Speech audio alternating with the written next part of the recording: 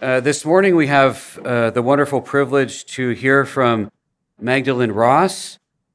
She serves the Lord very faithfully in the Diocese of Bridgeport, Connecticut, as a lawyer and judge for the diocese, serving as a canon lawyer. Trained and studied at the Pontifical University of the Holy Cross in Rome, with an expertise area in matrimonial law, liturgical law, and church constitutional law. She's been involved in liturgical conference organizations, the first at Sacred Liturgy Conference in Rome of 2013, and the Sacred Liturgy Summer School at La Garde Fenay in France at the Monastère Saint-Benoît. And she also was very generous in coming to our conference last year in Medford. Magdalene travels around the world searching for a beautiful, uplifting liturgy and ordinations. If you've been traveling around the world to different priestly fraternity of St. Peter ordinations or extraordinary form celebrations, there's a good chance you'll see Magdalene there. She has a love that is out of this world. It's almost an infused love for Jesus Christ, for the church, and for sacred liturgy. And so we're very grateful to Magdalene for sharing not only her expertise as a canon lawyer, but her two great loves for Jesus and the church. Well, good morning, everyone. Thank you to Dr. Lynn Bissonnette-Petrie, Dr. Thomas Petrie, and everyone involved in the organization of this wonderful conference. It's a great honor to be here. If I could start with a show of hands, how many people regularly attend Sunday Mass in the ordinary form? Okay, how many people regularly attend Sunday Mass in the extraordinary form? Somewhat less, okay. Very good. How many people were here at the conference last year for Cardinal Burke's presentation on liturgical law?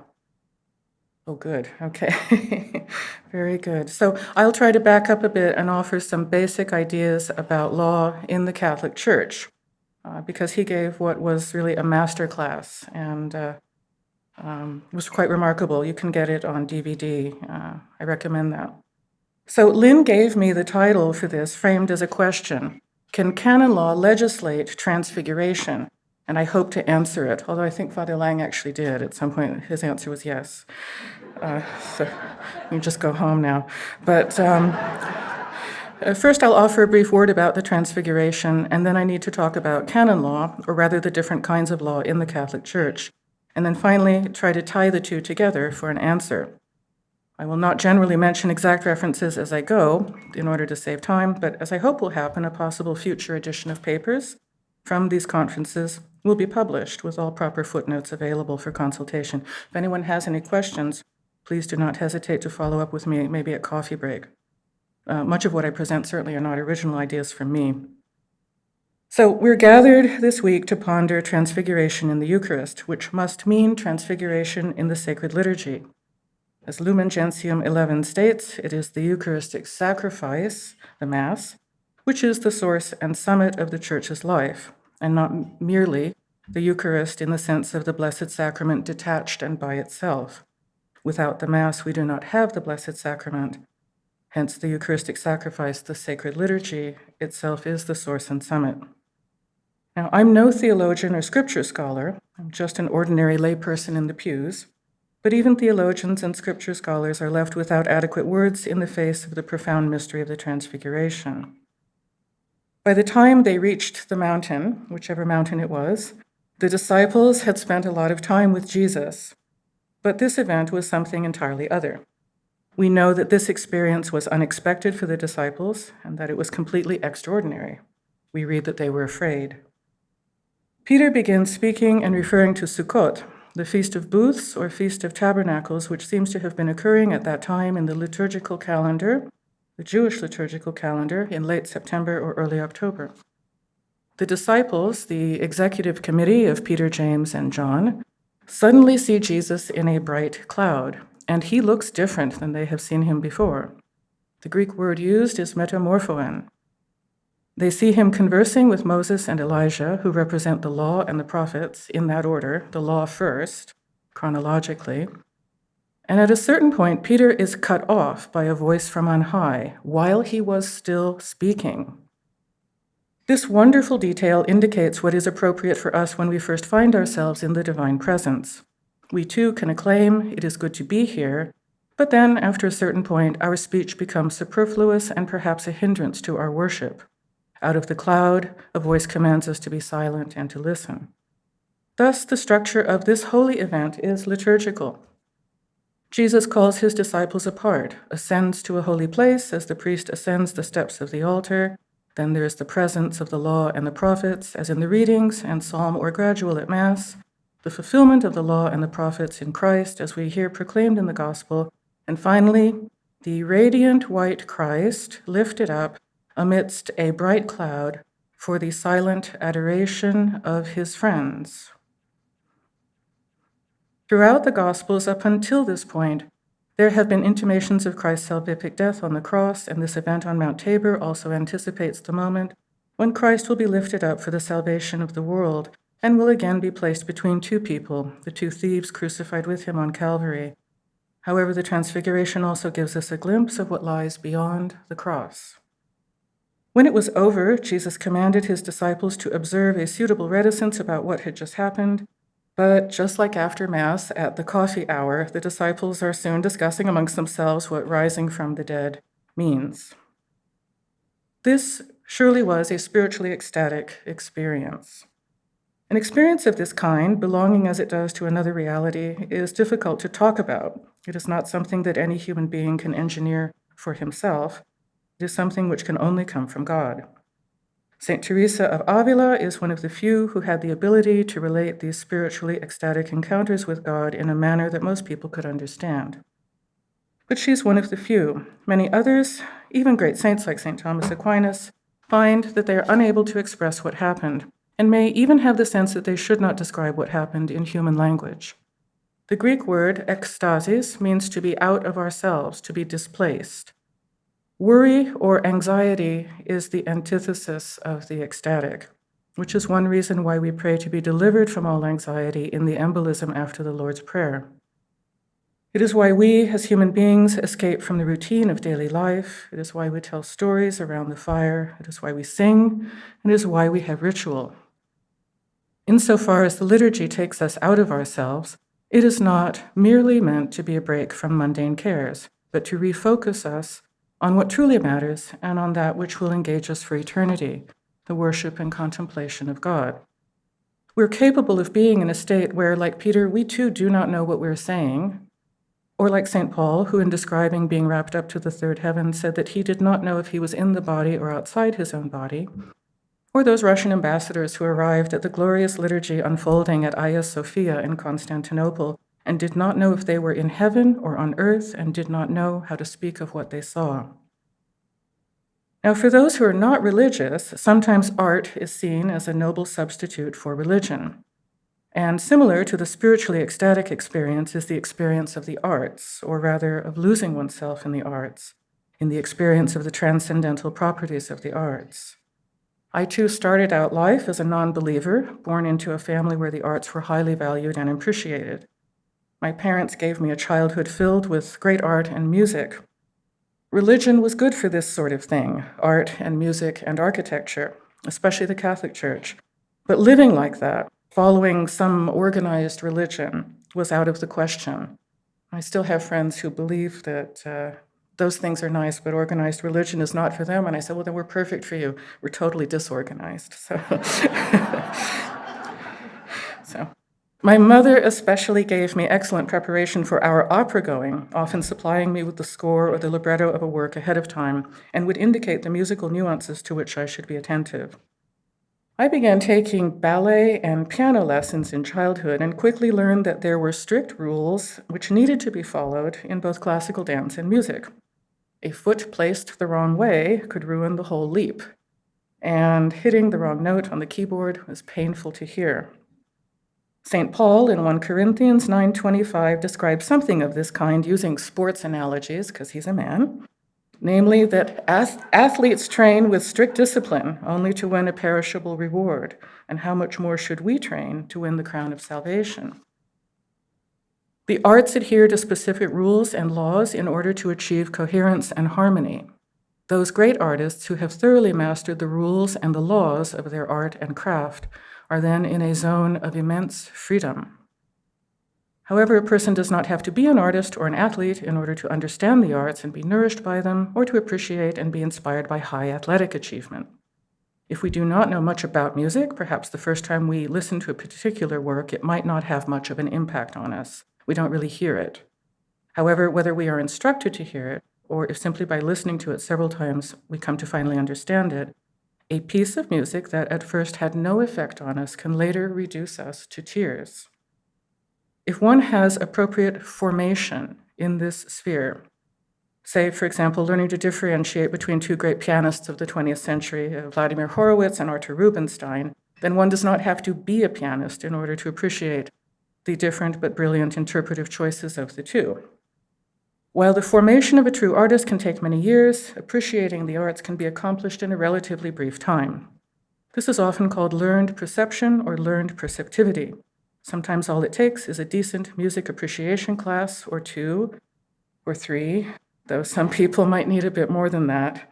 And I believe there are those who will never really hear it, for whom Bach and Beethoven will always be a bore. As applied to the liturgy, such formation is not to make of us mere connoisseurs or critics. There's enough of that on blogs. But to form us and to transform us and to transfigure us into the Christians we should be in our daily lives, as well as at the Church's public worship. Regrettably, through a strange unfolding of history, the music and other art forms which were once considered simply to be for all people wound up being rebranded in the 20th century as classical. Even classical music, medieval music, Baroque, and Romantic music are all lumped together on the classical music station. There were always local folk tunes and ballads, but for the most part, they were just that. They were local.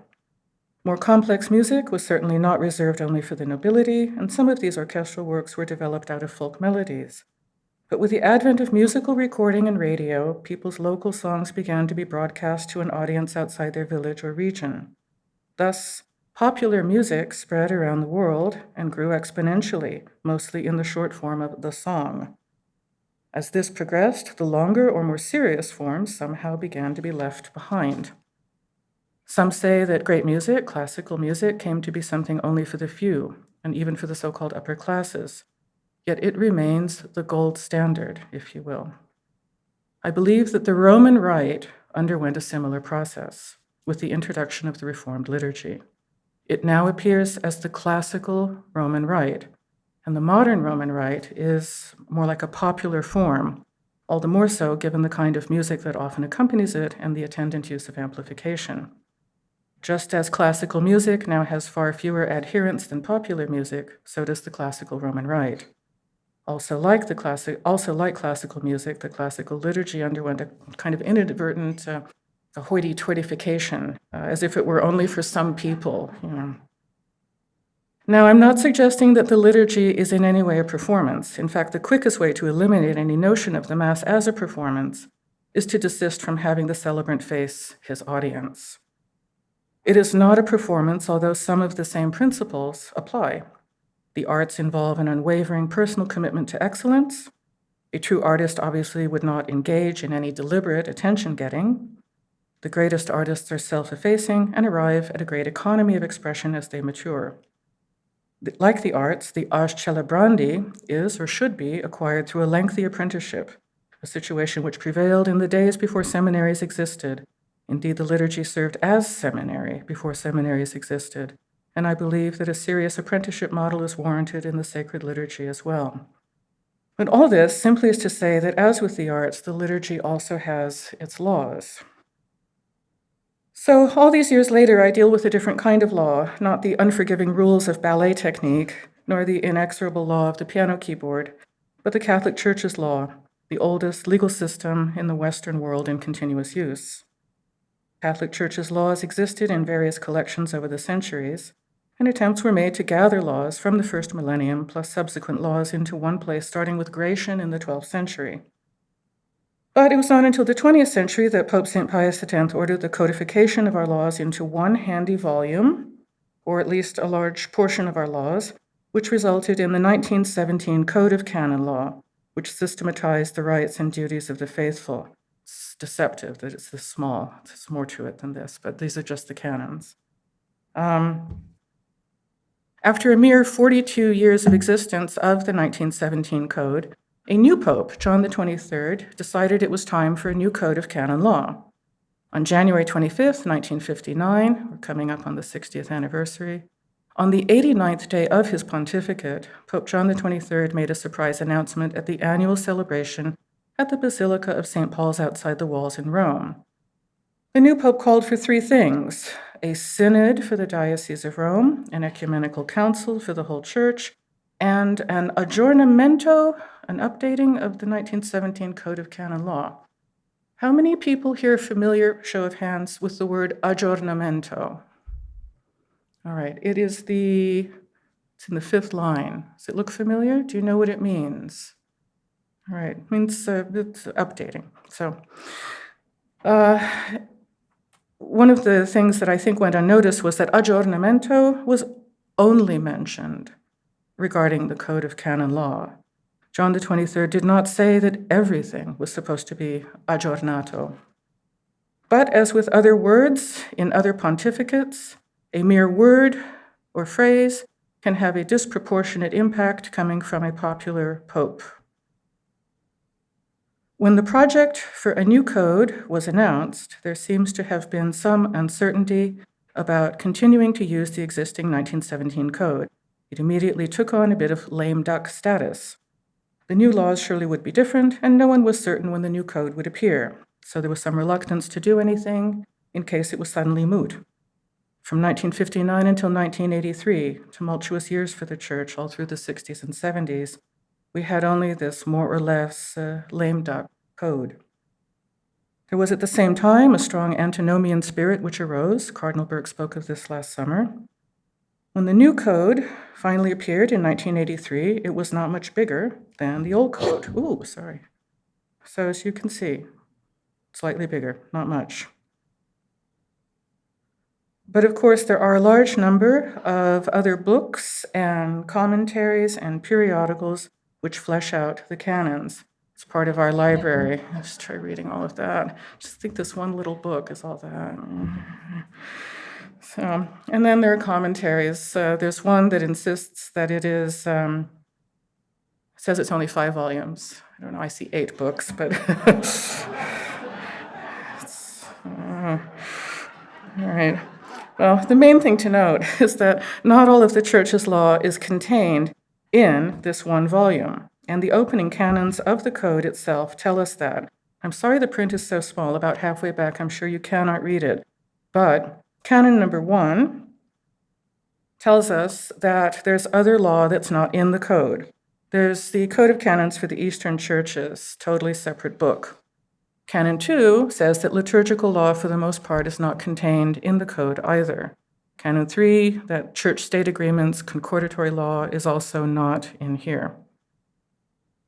As with the 17 Code, it was once again decided for the 1983 Code that including the Latin Church's liturgical law in addition to all its other canons would be too cumbersome, and that any such collection or codification of liturgical law would best be left for another time. So if liturgical law, which we can see does exist, it's mentioned in Canon 2, if it's not in this code, where do we look for it? Well, there is a modest amount of liturgical law in the code itself at the beginning of the section on the sanctifying office of the church. And there are various liturgical norms in the subsequent sections on the sacraments. But the initial canons on the sanctifying office clearly state that the primary way of exercising the sanctifying office is through the sacred liturgy. A general interpretive key in canon law is if it's listed first, then it carries greater value. So as you can see, the liturgy is listed first in importance in the sanctifying office. There is no other action, no other prayer that can remove the sacred liturgy from its primary place. Not Eucharistic adoration, not the rosary, or not any devotion, as holy and as spiritually beneficial as those are. You can see also there's Canon 838, which has already been modified. I took this from the Vatican.va canon law site. You can find it, punch in Vatican.va, canon law, and you'll get this parchmenty looking thing. But it's a poor translation, in my opinion, and Canon 838 was already modified. So when you do pull up this on the Vatican website, just know that there's a strong chance that some of the canons already read differently. Canon 838 does read differently now. So you can see there's Canon 844, which everyone thought was settled. Of course, there's a great debate about Canon 844 at the moment in Germany as to who can receive Holy Communion or not by virtue of who you're married to. Down at the bottom is a crucial canon that in celebrating the sacraments, the liturgical books approved by competent authority are to be observed faithfully, and accordingly, no one is to add, omit, or alter anything in them on one's own authority. Canon 249 clearly instructs that seminarians are to be well skilled in Latin. They translate this as understood, to understand Latin. It's not that, it's well skilled. I'm not a fan of this translation. And there's also Canon 214, which states that clergy and laity alike have the right to worship God according to the prescripts of their own right and to follow their own form of spiritual life so long as it is consonant with the doctrine of the Church. I also recommend an article by Dr. Ed Peters, eminent American canonist, on liturgical law. If you punch in Ed Peters, liturgical law, this article is called The Last Labyrinth. You can find it at canonlaw.info. He writes that today, in order to answer confidently questions about liturgical practice, one must have access to and command of the 1983 Code of Canon Law, the official texts of the rites, and their latest approved translations, including all current curial instructions on the same, negative proof that no Vatican indults or privileges affecting the above have been issued, and if issued, not expired or revoked, National Episcopal Conference, liturgical legislation, or other conference publications which often end up being treated as legislation, knowing to what degree these might have required and received Vatican approval, again, not revoked or expired, various diocesan liturgical policy statements, unless they're called guidelines, in which case they might or might not be treated as liturgical law, commentaries on any of the above to the degree that they might be useful and reliable, to say nothing of the multitudinous practices of individual liturgists, priests, and pastors who might or might not defer all liturgical issues to their liturgy committees, whatever their qualifications might be.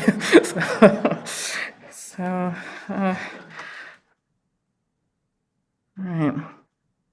But the majority of liturgical law is contained in the liturgical books, usually in the introductory or preface material.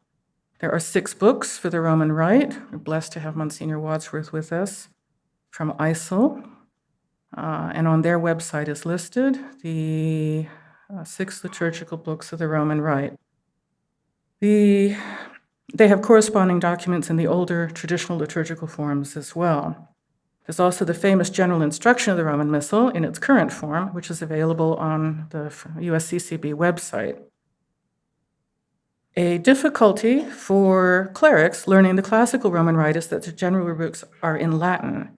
However, divinumofficium.com has an English translation for the general rubrics. It's the second item, and the general rubrics of the Roman Missal. Now, those are 2 different documents for the 1962 Missal. If you want to know the rubrics in English for the 62 Missal, it is on this site, divinumofficium.com. So those are some of the places to go to look for liturgical law. Good luck, and leave a trail of crumbs behind you, so we can find you again. I'd now like to mention a somewhat rarefied theory and beg your indulgence for a bit of a tangent. Now, I do not call into question the validity of the modern Roman Rite, even though I have found spiritual refuge in the classical liturgical forms of the Latin Church. Beyond the provisions of canon law and liturgical law, I wish now to mention reception theory. The theory of reception has a dodgy history. Though it was invoked by Gratian quite legitimately, it was nonetheless condemned, also quite legitimately in its exaggerated form, by the Holy Office in 1665. We are marking the 50th anniversary of Humanae Vitae next month, to which, in some circles of theologians, was and is still applied this rather obscure theory of reception. Reception theory states that a law, in order truly to be a law and binding, needs to be received by the community for which it is intended, And here I'm referring to the work of Father James Corridon and Father Ladislas Orsi, both well-known canonists and retired canon law professors in the US. But of course, when applied to the moral law, reception theory was and remains a false argument, as the moral law exists above the reception or non-reception of human beings. And while in the case of the moral law there can never be a matter of reception, there seem to be applicable to the liturgy some of the criteria enunciated in the general theory or doctrine of reception. Other laws can be the subject of assent or dissent, and in this case we're dealing with liturgical law and disciplinary law, which affect the way of prayer in the Church, indeed the Church's official prayer. A new law, such as a new expression of the law of prayer, the lex orandi, would qualify. A new law of this kind can be received or not received by a community. That is what happened with the so-called Quiñones Breviary of 1534, published by the Holy See, but withdrawn and forbidden for use 30 years later. Father Corridon actually gives the Rome Synod of 1960 itself, as well as John XXIII's Veterum Sapientia on Latin studies in seminaries, as examples of laws and norms which were not received, as examples of non-reception. It is clear that the modern Roman Rite was, in fact, not met with universal acceptance. I think it is safe to say that in the wake of the Council, and seemingly especially in the wake of the liturgical changes, that a large number of Catholics simply walked away from regular Mass attendance and in a certain sense from the Catholic Church as well. In part because the large number of departures was so unexpected and in many ways was the last thing that was supposed to have happened, I don't think we'll ever know how many left because of the new rite of the Mass. No doubt people left for other reasons as well, but it is naive to think that the new Mass had nothing to do with it. It was in this way that not only did the Reformed liturgy not increase participation, it would appear to have decreased participation, as all the people who stopped attending Mass were no longer participating at all. I believe that it was too sudden a change and that it demanded too much of the laity in the pews. From what I can tell, most bishops did not comment upon this phenomenon at the time. One bishop who did comment was right here in the Archdiocese of Portland. In 1973, Archbishop Robert Dwyer of Portland wrote, quote, "Sincere Christian men and women in their thousands and millions are reacting against the impoverishment and degradation of the liturgy, as they are reacting against so many displays of enfeebled or uncertain leadership," end quote. And so the question of reception does arise, even in its first few years, the modern Roman Rite occasioned certain documents and reminders from the Holy See, and these reminders used words like problems and resistance. On October 28, 1974, the Sacred Congregation for Divine Worship issued the Notification Conferentiarium Episcopalium, which insisted that bishops, quote, should endeavor to secure the acceptance of the order of the Mass, of the new Roman Missal by priests and laity. This is 4 years after its promulgation. It's clear from this notification that there had been some resistance or non-reception, otherwise these issues would not have been mentioned. By 1980, another document, Inestimabile Donum, outlined the many abuses which had arisen over the decade. There were still reports of problems that reached the new Pope, John Paul II, elected in 1978, and he wanted to know more about the situation on the ground. He sent out a questionnaire to the world's bishops in 1980, who replied after a year that the problem was negligible. And by then, at the end of the 70s, I think those who could not accept the new Mass had already left. Still, over the course of the next few years, in the early 1980s, the problem, small as it was, did not go away. And thus Quatuor ab hinc annos was published in 1984, providing an indult for the use of the 1962 Missal. A mere 4 years later, in 1988, with the crisis surrounding the Society of St. Pius X, the motu proprio Ecclesia Dei Adflicta was issued to offer even greater access to the classical Roman Rite. Finally, all restrictions were removed in 2007 with the motu proprio Summorum Pontificum. There are a few voices out there at present who openly hope for a rescinding of Summorum Pontificum, but it must be remembered that the love for the classical Roman Rite, or extraordinary form, and the desire not to see it vanish was primarily a grassroots movement made up of ordinary lay people. As for the modern Roman Rite, I've also heard a handful of people wish for its suppression, which I do not see happening. Instead, with the exception of Poland, in much of Europe and in some of the Anglophone areas of the world, the Novus Ordo seems to be dying a natural death. It has very few takers, and with each year, those few decline even further. In other places of the world, the situation is somewhat different, though there is no time to examine that here. But in the Catholic Church, what usually begins in Europe, all too often in Germany or France, usually makes its way to the Anglophone regions and then to the rest of the world in increments of about 20 or 30 years. I suppose right now, if you wish to see what might very well be the future of the Catholic Church in the US, take a look at Belgium, if you can stand it. Some say that Vatican II has not been yet fully implemented, and that is the problem. But I believe that an ecumenical council after the passage of so much time cannot be implemented at this point, more than 50 years after its closing. Some scholars say that after Trent, it took nearly 100 years before its most important reforms were implemented. But Trent closed in 1563, and the Roman seminary opened 2 years later, 1565. And even before that, Braga and Eichstätt and Poznan and dozens of other seminaries across Europe. And all this while the wars of religion played out across Europe. And the Roman Catechism, the Divine Office, and the Roman Missal were all issued by 1570. So I think most of what Trent mandated was in fact accomplished within a generation or so. And if it were merely the case that it would take several decades to fully implement an ecumenical council, then the Fifth Lateran Council, Lateran V, held from 1512 to 1517, still would have been in the implementation phase when the Council of Trent got underway in 1545. Instead, Lateran V, almost as soon as it was over, quickly joined the ranks of what are sometimes seen as the Church's failed councils. I always wonder whatever happened to the spirit of Lateran V.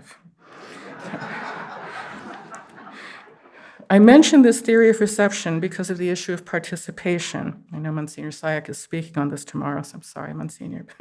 Participation by all the faithful in the sacred liturgy is a very good thing, but it is not something which can be mandatory. I believe that the attempts to require participation by the laity led to the departure of many people. Beyond the theory of reception, or even the notion of implementation, there's another rarefied area to consider, and that is the Catholic Church's own constitutional law. For those who don't think it exists, how many people studied law? Any lawyers here? Okay, oh good, only 2. So, you know that our Constitution of the United States is written. If you've ever been to see it, it's written. Does anyone know the big difference between our Constitution and the British Constitution? Theirs is not written, that's right, it's an unwritten one. So the Church's Constitution is also unwritten. Now, there have been attempts to write it.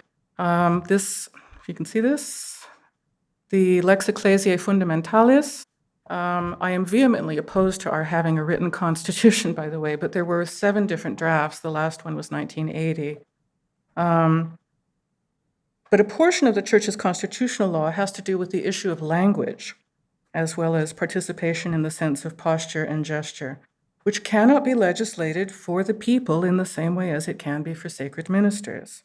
Unlike the clergy, who must have at least some ability to pronounce the words of the Mass in whatever language it is to be celebrated, lay people cannot be required to know any particular language in order to attend Mass, nor do they need to be able to read or understand the language of the Mass in order to fulfill their Sunday or Holy Day obligation.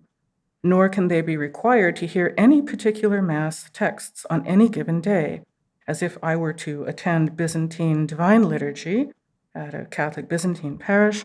Their prayers and cycles of readings are different than either form of the Roman Rite.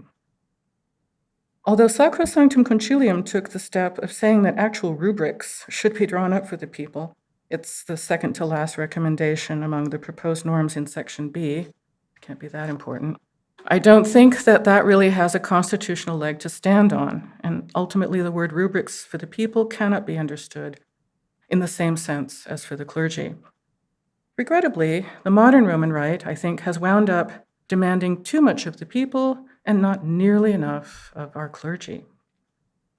Besides that, no matter how much one quibbles about the correct interpretation or translation of the word actuosa, The actual or active participation that was desired at the dawn of the 20th century liturgical movement was set forth in Tra le sollecitudini in 1903, which did use the word active in Italian, attiva.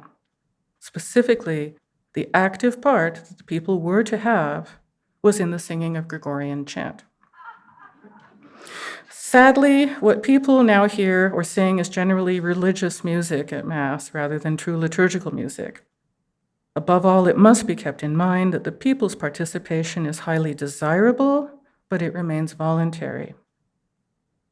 The last point I need to mention before concluding section is the principle enunciated by Giovanni d'Andrea, one of the great canonists of the ages, a devout married layman who died in the plague year of 1348, which is ne impediatur populus orare, do not impede the people at their prayers, which was invoked especially regarding the silent canon of the Mass. People shouldn't have to talk or respond during that. This principle is especially dear to me personally, as I long ago reached the point where when I go to Mass, I just want to be left alone to pray and quietly participate in my own way. To go from having the people mostly not engaged in speaking or singing at Mass to expecting them to speak or sing almost overnight was probably too unrealistic an ambition, and I think it remains unrealistic. That is, I think this kind of participation is something which can and should develop organically as the liturgy itself, and not be a thing that is akin to being mandatory. Such a mandatory participation also makes it a Mass for extroverts and drives the introverts away as quickly as inviting them to a cocktail party where they do not know anyone. So why is this important? Because like the terrible silence on Calvary, where no one danced or clapped, the Transfiguration involves silence, and the acclamation, "It is good to be here," only prepares us for silence. And because for many people, the attentiveness to God's presence is less likely to be possible if they were required to speak or respond or turn to page 475 and sing.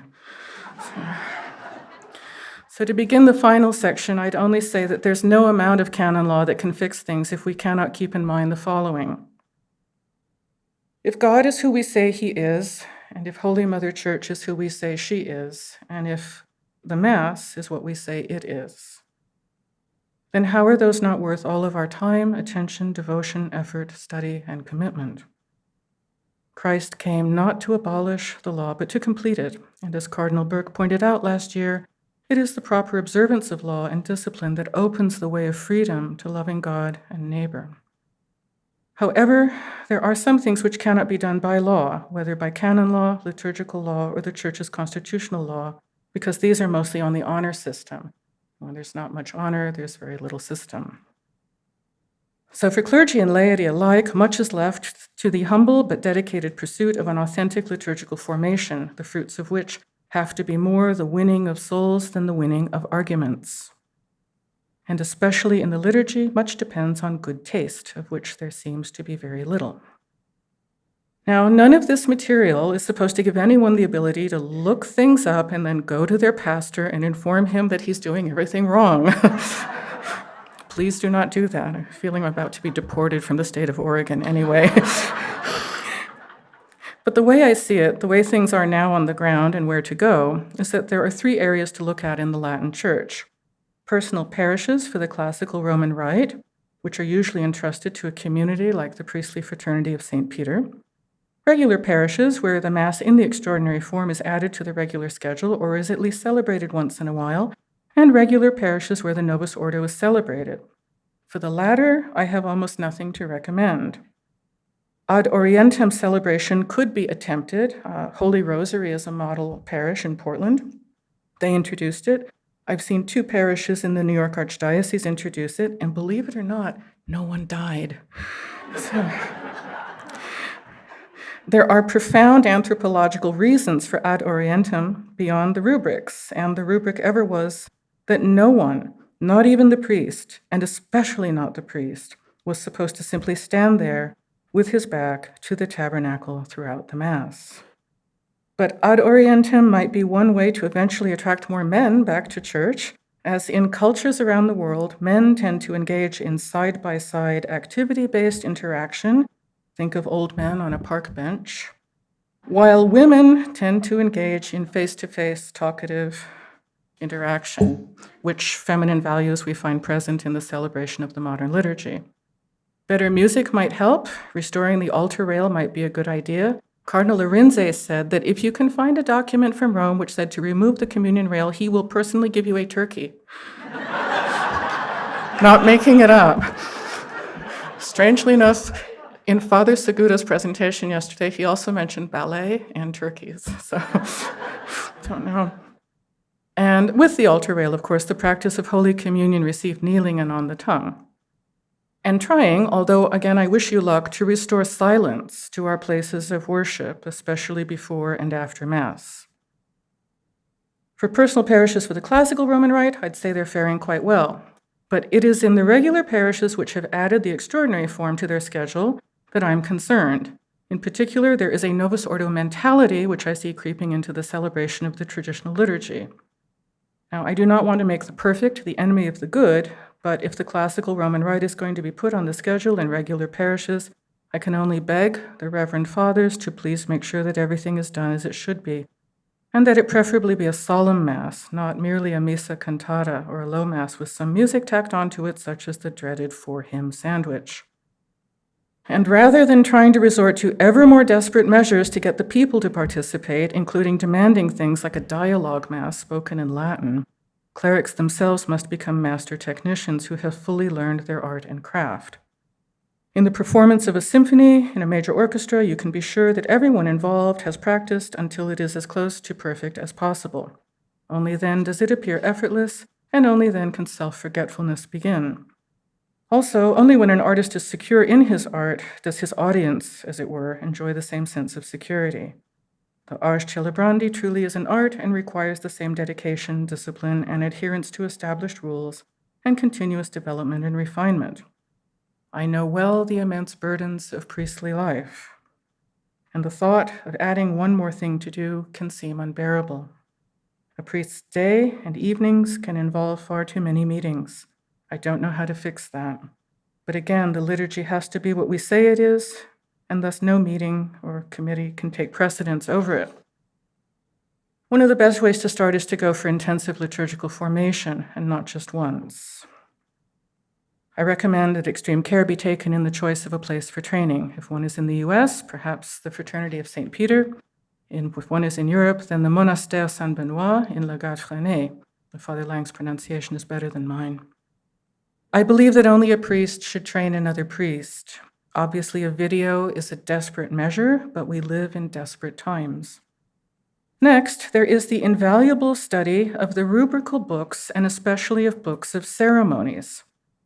C.S. Lewis wrote, quote, that, quote, "The modern habit of doing ceremonial things unceremoniously is no proof of humility. Rather, it proves the offender's inability to forget himself in the rite and his readiness to spoil for everyone else the proper pleasure of ritual."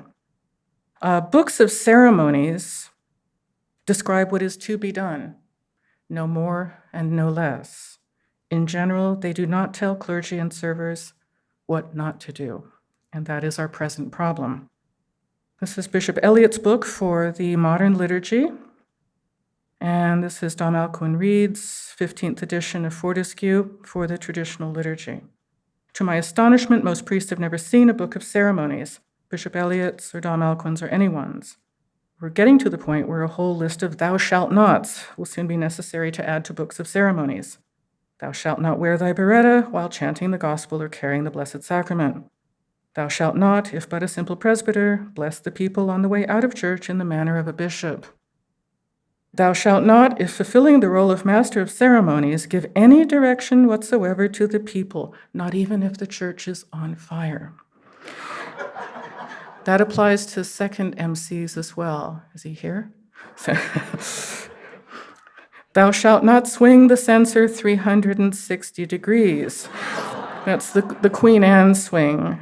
There's a kid at St. Mary's in Norwalk who does this, and he's going to take out a window, or maybe a parishioner one day, I don't know. I call him Ivan the Thurible. So, Thou shalt not fling holy water at the backs of people's heads. Doing something because one saw it done at a certain parish, or worse, because one saw it on a blog, is unfortunate. There's no substitute for solid ongoing training and serious ongoing academic study. The diocesan priests who are willing to try to restore a sense of the sacred and tradition in their parishes are among the most precious resources we have in the Church, but often they are not adequately trained. We owe them whatever support we can give them. I would suggest asking them what they need and then be willing to listen and assist them in the ways they indicate. Ask them more than once because they can be shy about these things.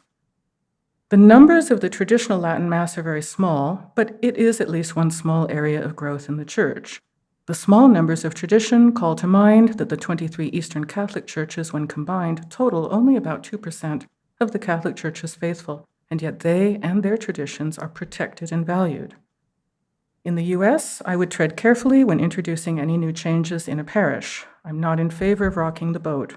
There is a certain stasis, especially in the US, where things are, at least on the surface, far better than elsewhere, here where we have a large number of accommodated Catholics who have not been instructed or challenged on many fundamental aspects of the Catholic faith and Catholic moral life in a long time, if ever, and to do so now, abruptly, would risk their departure. All the more so because the Mass has become more like an extended communion service. That's why everyone's there. But to the bishops of Europe, I would say, what have you got to lose? Mass attendance is in the single digits. Why would you not risk the extraordinary form? And if it does alienate some people, what difference would it make if only 4% attend instead of 6%? In deeply traditional societies, I'd also like to see the traditional Mass offered, but again, I would tread cautiously. The liturgical changes were imposed in what I think we can all now recognize as a suboptimal manner. Therefore, any new changes would have to be truly excellent. I do not know how much more the beleaguered people in the pews can bear of incessant liturgical tinkeritis. One way forward is to foster a greater awareness of a neglected form of spirituality, namely liturgical spirituality. The faithful have as their various ways of spirituality, devotional, scriptural, adoration, and others. But liturgical spirituality is not mentioned often and is little known as a path to a rich and transforming and transfiguring spiritual life. It is not only for monks. What I've observed is that for most people, the modern Roman Rite does not lend itself to a true liturgical spirituality. In the classical liturgical forms, because of a different kind of participation prevailing and because of the greater use of silence, it can foster a more meditative kind of prayer. It is difficult to experience the presence of God if one is being required to respond and speak, or if one is being told to sit or stand. But until the extraordinary form is put on regular schedules in parishes, I think its growth will be steady but very slow. However, just as classical music remains the gold standard, so does the classical form of the Roman Rite. I understand that Archbishop Sample encourages his future priests in this archdiocese to have classical training in the liturgy, and it cannot help but make the celebration of the modern Roman Rite better. After all, some of the best popular music is nonetheless composed and sung by people with classical music training. And we should not be surprised that Gregorian chant albums sell quite well among all people. And frankly, we should capitalize on this. If I were the pastor of a parish, I would get the best Gregorian chant that I possibly could have at my parish, and then I would put a flashing red neon sign outside my parish that said Gregorian chant. So, let's see who wandered in. So, the liturgy, I also cannot emphasize enough how important the liturgy of the cathedral is, not just Mass, but liturgy of the hours. And that whatever else a diocese spends money on, I would say it would have to come after that. So, can canon law legislate transfiguration? Well, to agree with Father Lang, yes, in the sense that proper observance of canon law and the other important body of law in the Church, liturgical law, can create the conditions for a profound experience of prayer in the liturgy. But the experience of such an encounter with the divine is not something which can be engineered, nor is it something to be desired. Because we can be certain that if it is God's will to give such a gift, It is usually to strengthen the recipient for a great trial ahead. I've met any number of people, clergy and laity, who don't get the liturgical question and who say that with all that's going on in the world today, why would anyone focus on this one area, which seems to pale in importance? But such conversations are, I regret, usually fruitless, because the liturgy is in a similar category with miracles. For those who believe, no explanation is needed, and for those who do not, no explanation seems possible. Just as there is no way to fully explain the mystery of the Transfiguration, which also must leave us in silence. Thank you.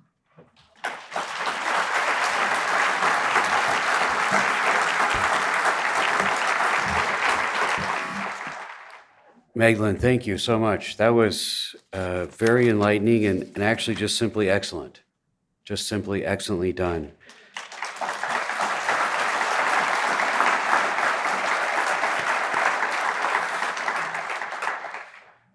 Constitutional law, liturgical law, history, common law, great clarity of thought, wonderful examples, an ability to have a bird's eye view of a current situation. I'm assuming that the bird that you ride with is the dove, because usually the saying is hindsight is 20/20, but you seem to have 15/20 vision of the current moment, a real gift of that dove, which you soar with. Transfiguration, of course, takes place in the depths of silence, and liturgical spirituality is not just simply for the clergy. I think most of the people here are laity, and they attest to that. Certainly liturgical spirituality is for the whole church.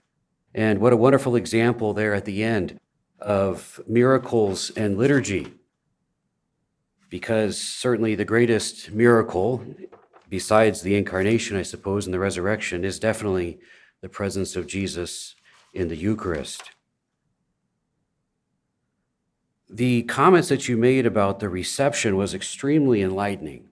Extremely enlightening. I think for some of us, if you would have asked if Vatican II was received well, our de facto response would have been, well, yeah, I guess so. But it was clearly not received well. And there was a deep rupture. And your wisdom and practical suggestions of dealing with the situation in the United States and Europe, I hope, are taken to heart. So thank you very much.